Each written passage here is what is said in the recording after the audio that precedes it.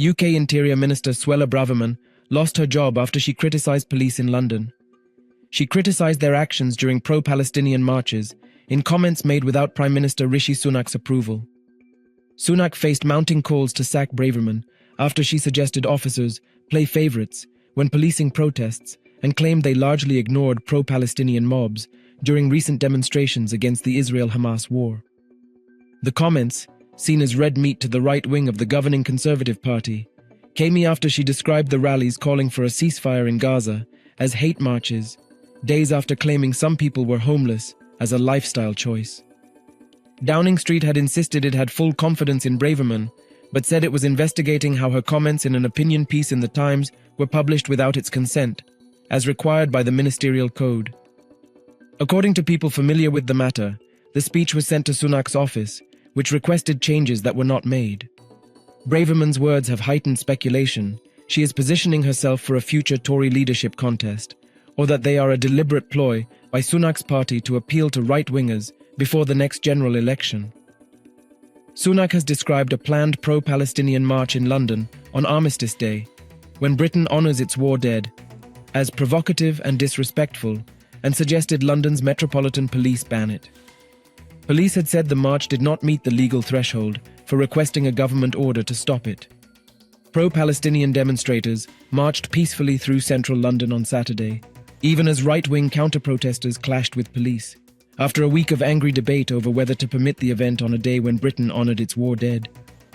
The skirmishes between police and counter-protesters, carrying the Union flag of Great Britain and the red and white flag of England, appeared to confirm the concerns that Braverman's comments would attract right-wing elements looking for an excuse to confront the pro-Palestinian marchers.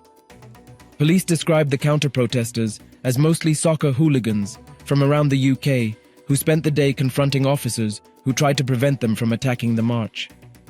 9 officers were injured, including 2 who were hospitalised. Meanwhile, the march was the largest in London since the start of the conflict. Police estimated that some 300,000 people took part, snaking their way through the city from Hyde Park to the US Embassy about 5 kilometers away. More than 2,000 officers, some called in from surrounding forces, were on the streets of the capital to ensure marchers obey the law and to prevent potential confrontations with counter-protesters, the Metropolitan Police Service said.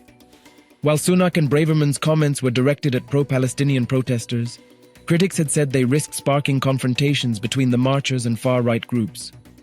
Of most concern were Braverman's comments suggesting that London police had been more lenient toward pro-Palestinian demonstrators and Black Lives Matter supporters than right-wing protesters or soccer hooligans.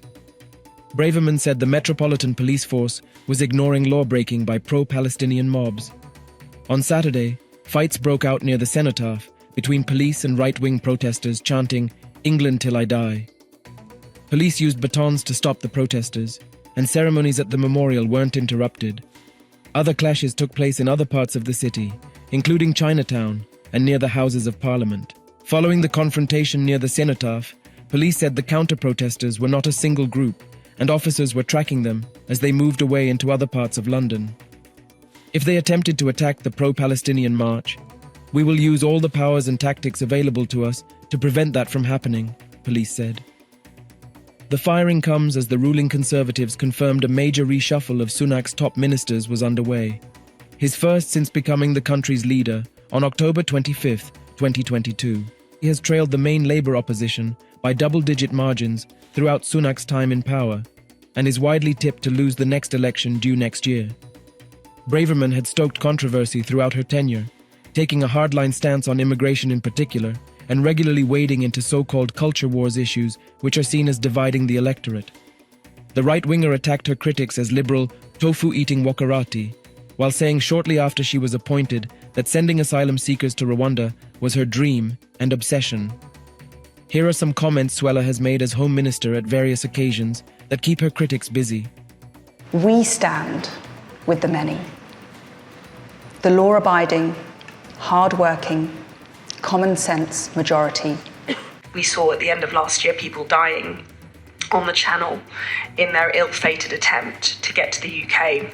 And that's why we'll keep putting you behind bars. But her position became increasingly untenable after she last week wrote an explosive newspaper article apparently without Sunak's approval, accusing police of bias towards left-wing causes. It was blamed for stoking tensions ahead of a weekend of protests over Israel's war in Gaza, which coincided with Armistice Day events and prompted calls for her to be sacked.